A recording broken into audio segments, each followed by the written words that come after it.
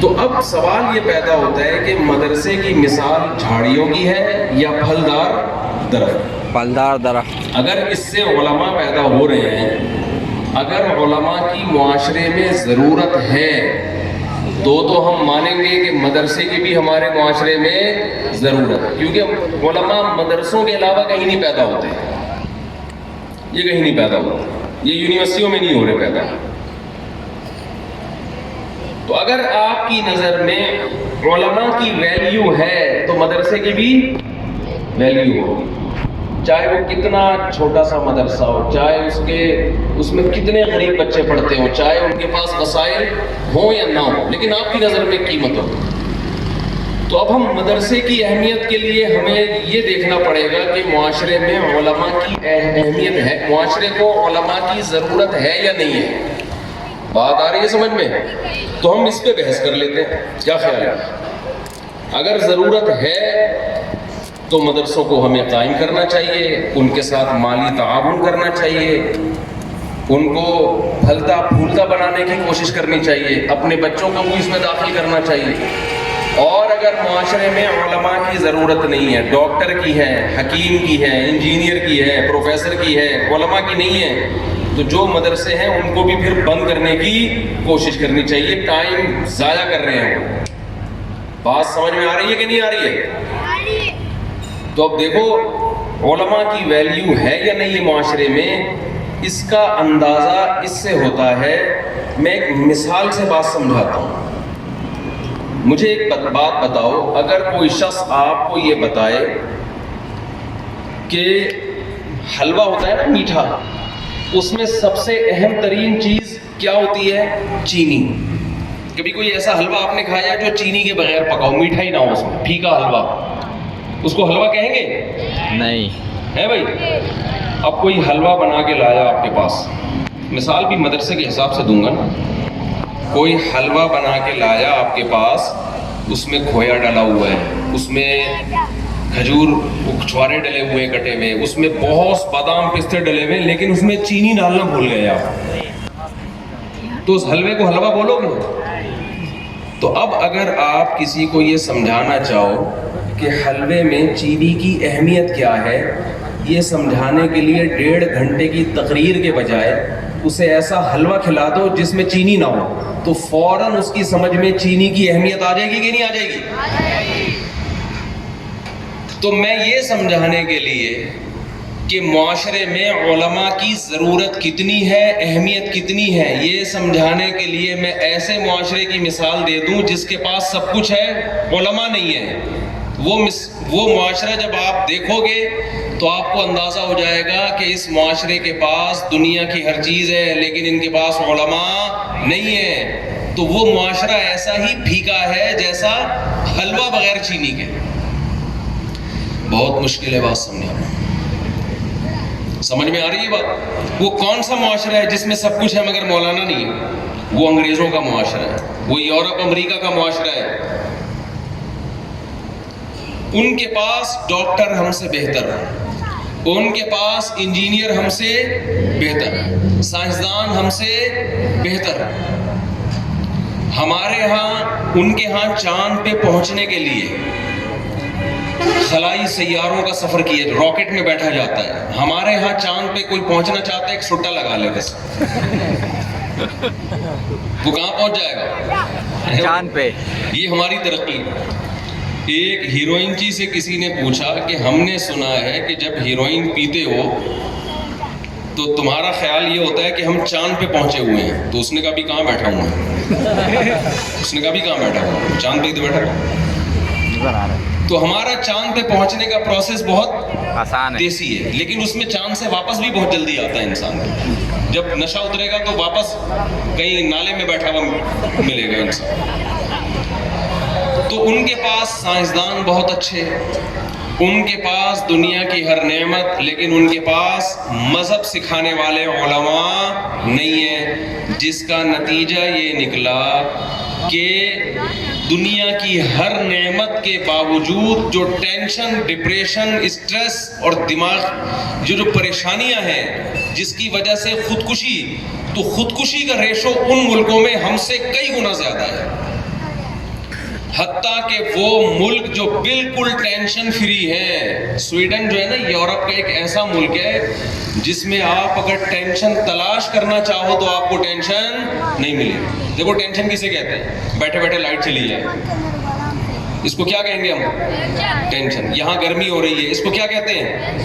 Europe میں آپ جلسہ کرو ایسا نہیں ہوگا، ایئر کنڈیشن روم میں بیٹھے ہوئے ہوگے، آپ گدوں میں بیٹھے ہوئے ہوگے، صوفوں میں بیٹھے ہوئے ہوگے، آپ کو صاف پانی دیا جائے گا. وہاں کوئی تقریب ایسی نہیں ہوتی. دنیا کی ہر نعمت، لائٹ جاتی نہیں ہے. پاکستانی تو وہاں جائے نا تو ٹینشن نہ ہونے کی وجہ سے ٹینشن میں آ جائے گا. یار یہ سارے کام ہی ٹھیک ہو رہے ہیں، جتنی بجلی استعمال ہو رہی ہے اتنا بل آ رہا ہے. بل جمع کرانے کے لیے موبائل پہ ایسے کرو ٹھک سے بل جمع ہو جاتا ہے، کوئی لائن میں نہیں لگنا پڑتا. چوری ہوتی ہے تو چور پکڑا جاتا ہے. حیرت کی بات ہے یا نہیں ہے؟ چوری ہوئی اور چور کیا ہو گیا؟ ہم تو حیران ہوں گے، ہمیں کہیں پتہ چلے چوری ہوئی اور چور کیا کیا اس نے، وہ پکڑا گیا. کیونکہ جو پکڑنے والا ہوتا ہے بعض دفعہ وہی چوری کر رہا ہوتا ہے نا. پولیس اتنی خوبصورت وہاں کی، اتنے اچھے اخلاق کے آدمی کا دل چاہتا ہے گرفتاری دے دے، ان کے ساتھ چلا جائے. پولیس کے اخلاق ایسے ہیں کہ آدمی کا دل چاہتا ہے پولیس والا اس آپ کو اپنے ساتھ لے جائے. تو کوئی ٹینشن نہیں ہے. مگر کمال کی بات یہ ہے کہ دنیا میں خودکشی کا ریشو سب سے زیادہ کہاں ہے؟ سویڈن میں. حیرت کی بات ہے یا نہیں ہے؟ وجہ کیا ہے؟ وہاں مولانا، بولو آپ کہیں گے اس کا مولانا سے کیا تعلق ہے؟ ابھی میں بتاؤں گا کیا تعلق ہے. خودکشی کا، خودکشی اور خودکشی سے بچنے کا مولانا سے بہت گہرا تعلق ہے. جس معاشرے میں مولانا نہیں ہوتے نا اس معاشرے میں خودکشیاں بہت ہوتی ہیں، ٹینشن بہت ہوتی ہے. جاپان دنیا کا انتہائی ترقی یافتہ ملک ہے. کسی بھی مشین پہ میڈ ان جاپان لکھا ہوا ہو، آنکھ بند کر کے وہ ہم مشین خرید لیتے ہیں، بشرطے کہ میڈ ان جاپان جاپان میں ہی لکھا ہو. ایسا نہ ہو کہ یہاں بنا کے یہاں میڈ ان جاپان لکھ دیا ہو. وہ کہتے ہیں نا کہ ایک امریکہ نے ایک سوئی بنائی، اتنی باریک سوئی کہ اس نے چیلنج کیا کہ اس سے زیادہ باریک کوئی سوئی بنا کے دکھا دے. جاپان نے چیلنج قبول کیا اور باریک سوئی تو دور کی بات، اس سوئی پہ میڈ ان، اس سوئی پہ سوراخ کر کے دکھا دیا. یہ تو اور مشکل کام. پاکستانیوں نے چیلنج قبول کیا اور اس سوئی پہ میڈ ان جاپان لکھ کے دکھا دیا، اتنی باریک سوئی پہ. تو اب دنیا کی ہر، یعنی کوئی بھی چیز جو جاپان میں بنتی ہے، اتنا ترقی یافتہ ملک ہے کہ اگر میڈ ان جاپان اس پہ لکھا ہوا ہو نا کسی مشین میں، کسی گاڑی پہ، کسی بھی مشین پہ، تو ہم آنکھ بند کر کے لے لیتے ہیں. یہ 2 نمبر نہیں ہو سکتی، یہ بہترین چیز ہے. آپ بتاؤ ایسے کنٹری جس میں نہ غربت ہے، نہ مہنگائی ہے، چیزیں نہ، حتیٰ کہ کرپشن بھی نہیں ہے، چوریاں بھی نہیں ہیں، قتل و غارت بھی نہیں ہے، قانون اتنا بہترین، مگر دنیا میں دوسرے نمبر پر سب سے زیادہ خودکشی کہاں ہوتی ہے؟ بولو. جاپان. اس سے ہمیں پتہ چلا کہ جاپانی جو چیز بناتے ہیں اس کی تو گارنٹی ہے، لیکن خود جاپانی کی اپنی کوئی گارنٹی نہیں ہے. بنی ہوئی چیزوں کی گارنٹی ہے. جاپانی جو چیز بنائے گا اس کی گارنٹی لے گا، لیکن اپنے قوم کے کسی فرد کی گارنٹی نہیں لے گا. اس کو پتہ ہے یہ کسی بھی وقت کھمبے سے لٹک کے مر سکتا ہے. بات آ رہی ہے سمجھ میں؟ یہ ٹینشن کیوں ہے جاپان میں؟ وجہ اس کی یہ کہ وہاں مولانا، کبھی آپ نے سنا مولانا چنگ پونگ کا بیان؟ جیپنیز ایسے بولتے ہیں جیسے ہمارے ہوتے ہیں مفتی عبدالستار ہے، مفتی تقی عثمانی ہے، مفتی فلاں مفتی فلاں.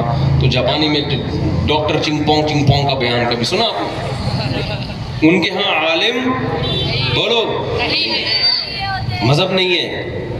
اگر مذہب ہے بھی تو غلط مذہب ہے. تو اب سوال، اچھا میں آسٹریلیا گیا، میں نے آسٹریلیا میں ڈاکٹروں سے پوچھا کہ یہاں سب سے زیادہ پیشنٹ کس بیماری کے ہوتے ہیں انگریزوں میں. ہمارے پاکستان میں اگر آپ ڈاکٹر سے پوچھیں سب سے زیادہ پیشنٹ کس کے ہیں تو وہ خود کھانس کے کہے گا کہ کھانسی کے ہیں، خود بھی کھانس رہا ہوگا وہ. ایسا ہی ہے نا، 2-3 دفعہ کھانسے کا بولے گا. سب سے زیادہ یہاں کس کے پیشنٹ ہیں؟ کھانسی. نزلہ زکام کھانسی قومی نشان ہمارا. ہر آدمی کھانس رہا ہے, نزلہ ہے, ناکوں پہ سڑپے مار رہا ہے, اور آپ وضو خانے میں تھپیڑے دیکھو جا کے, کتنے بڑے بڑے مختلف قسم کے ڈیزائن بنے ہوئے ہوتے ہیں وہاں. لیکن انگریزوں کی یہ بیماری نہیں ہوتی, اس کو وہ یہ ان کی کہتے ہیں کہ چھوٹی موٹی بیماری ہے, جو کوئی بیماری ہے ان کے ہاں.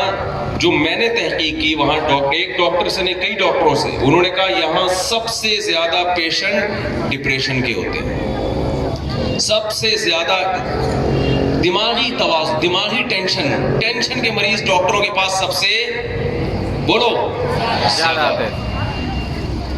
ارے بھائی میں نے تو اس ملک میں کوئی ٹینشن دیکھی نہیں, اتنی صاف ہوا کہ آدمی کھانسنے کی کوشش بھی کرے تو اس کو کھانسی نہیں ہوتی, اتنے زبردست گھر بنے ہوئے ہیں, اتنی خوبصورت ہوا, اتنا اچھا صاف ستھرا پانی, اتنے اچھے صاف ستھرے کھانے, جراثیم سے پاک, حتیٰ کہ جب ہم ایئرپورٹ پہ اترے تو پہلے ہمارے جوتوں کی مٹی بھی انہوں نے صاف کروائی ہے کہ کسی دوسرے ملک سے گندی مٹی لے کے ہمارے ملک میں مت آؤ.